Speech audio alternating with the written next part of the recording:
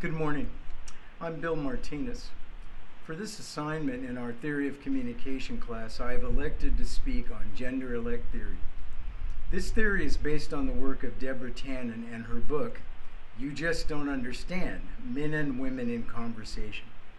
Ms. Tannen, who was a professor of linguistics at Georgetown in the 90s, addresses the linguistic differences as they relate to intimate male-female relationships. Tannen claims that there are gender differences in our way of speaking, and we need to identify and understand them in order to avoid needlessly blaming others or ourselves or our relationships for the otherwise mystifying and damaging effects of our contrasting conversational styles. Ms. Tannen takes a sociolinguistic approach to these gender differences, since she feels that because boys and girls grow up in what are essentially different cultures, that talk between women and men is cross-cultural communication.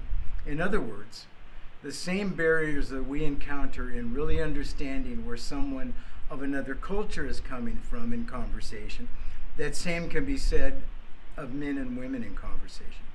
As an example, I grew up in a typical middle-class family. My Irish mother ran the house and set the standards. We did not speak hardly any Spanish, and there was very little things going on of a religious nature. When I would be in the homes of my Latino buddies, however, it was often difficult to relate to some of the things I saw and heard. Candles burning for departed loved ones, crucifixes and religious statues, all these were foreign to me.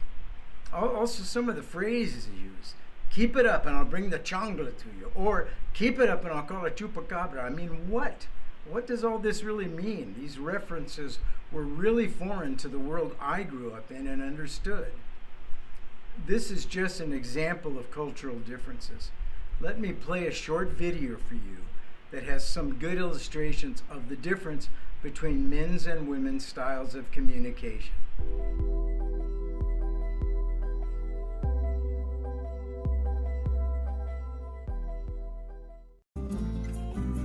Ross kissed me. No! Oh my God! Oh my God! Oh my God! It's unbelievable. Oh my God! Oh my God! Oh my God! Okay, all right. We want to hear everything. Monica, get the wine and unplug the phone. Okay. Rachel, does this end well, or do we need to get tissues? Oh, it ended very well.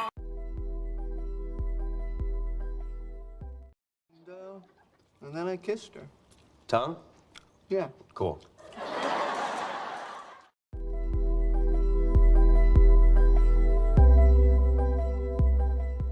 Look, Mark, if you don't want me to come by, then just say it. What? I didn't say I didn't want you to come. Then what are you saying? I just said you can come by. But do you want me to come by? I'm starting not to.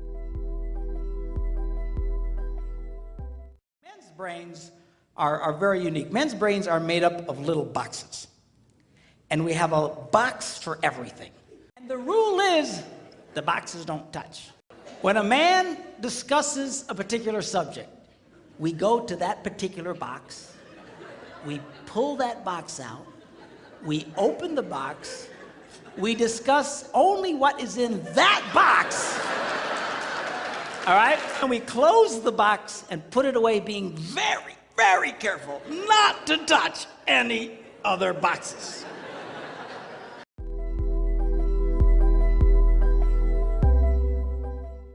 Women's brains are made up of a big ball of wire. And everything is connected to everything.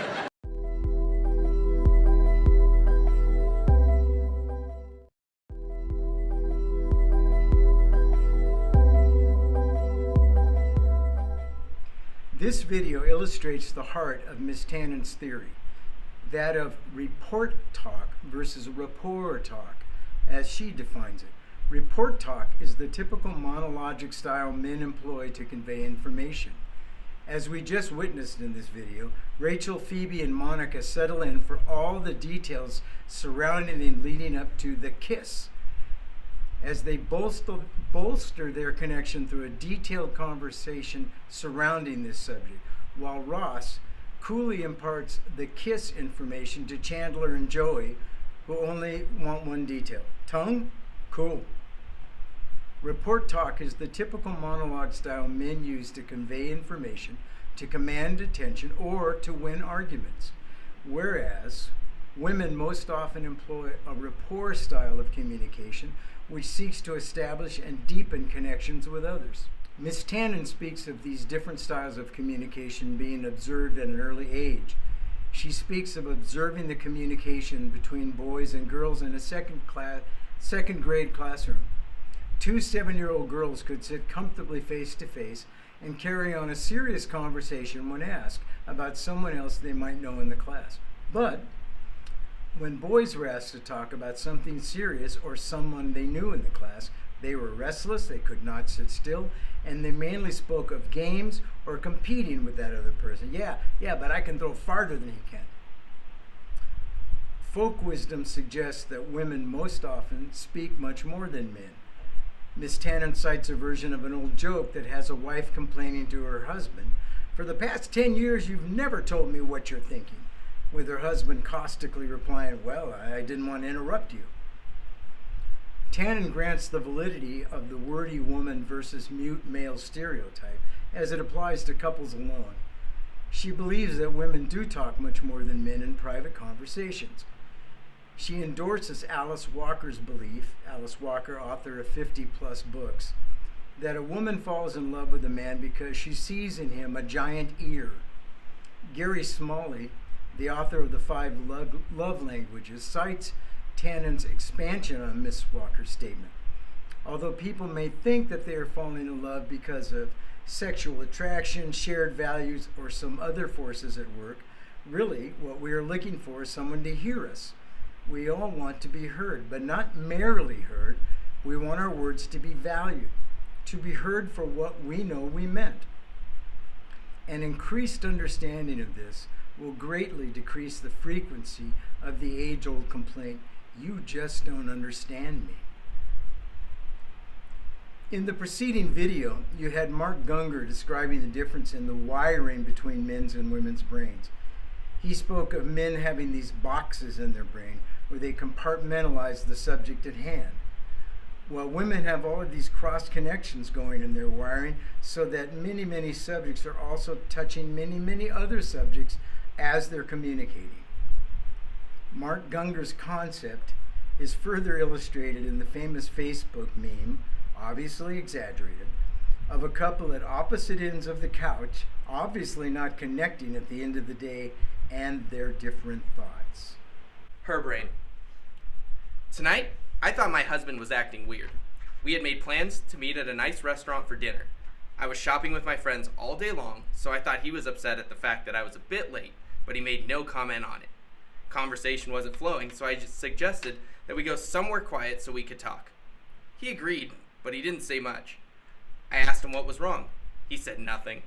I asked him if it was my fault that he was upset, and he said he wasn't upset, that it had nothing to do with me and not to worry about it. On the way home, I told him that I loved him. He smiled slightly and kept driving. I can't explain his behavior, and I don't know what he didn't say. I love you too. When we got home, I felt as if I had lost him completely.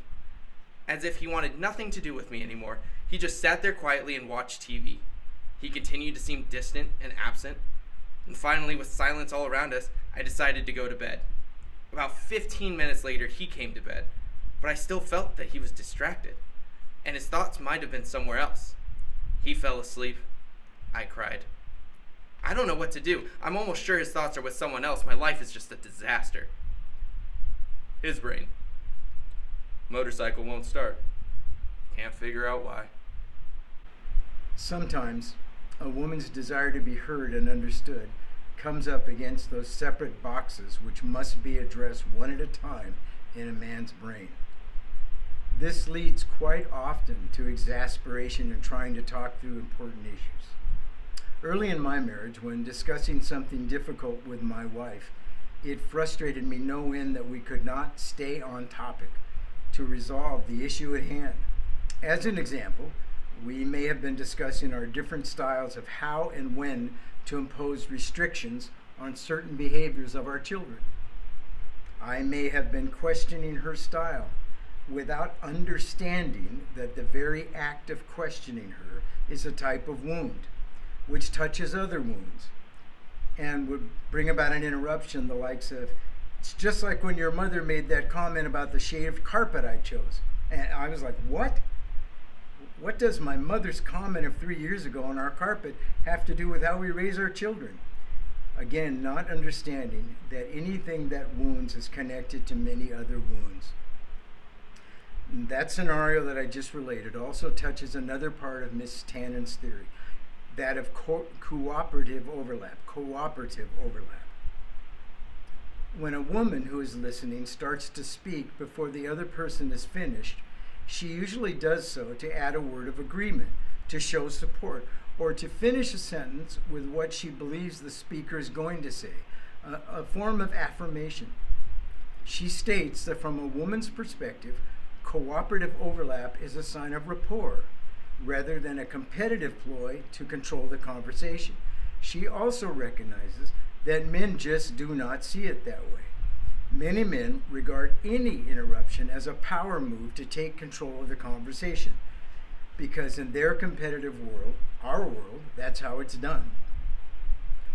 She states that women often ask questions to establish connections with others, whereas men often see the need to ask questions as diminishing their self-sufficiency. She also speaks of tag questions that women will often use to state their opinion on something with a tag, intended possibly to soften the sting of potential disagreement, such as, "That was a good movie, don't you think?" She further states that women often use these tag questions as an invitation to participate in open, friendly dialogue, but to men, they make the speaker seem wishy-washy or somehow weak. If Tannen is right, that all communication between men and women is best understood as cross-cultural communication, does that mean that gender-elect can be taught just like any other language can be taught? Tannen believes the answer is yes, that women can be taught to be more assertive and direct in a manner that men will more easily relate to, and that men can be taught to be more sensitive in their communication in a manner that more women can relate to. For me as a man, that begins with letting go of my need to be the one that's right, something I've been working on for the last few years. This brings us back to Alice Walker's big ear. To just practice active listening without pep talks or without offering solutions to others, and particularly with my children, to show support by engaging more with cooperative overlap. Statements that indicate I'm listening to you, such as, yes, I'm so sorry, that must really hurt. Strangely enough, as I finished this paper, my oldest daughter just tearfully called to tell me that her work just announced she would be laid off at the end of the month. Now, all of my dad chops wanted to offer solutions mixed with a pep talk of how things would work out. She'd be okay, not to worry. Yet I understood that what was really wanted in this call is just a sense of the wound being understood and of her receiving a virtual, tender, and long, strong two-armed hug that says, "I'm so sorry that this has happened to you."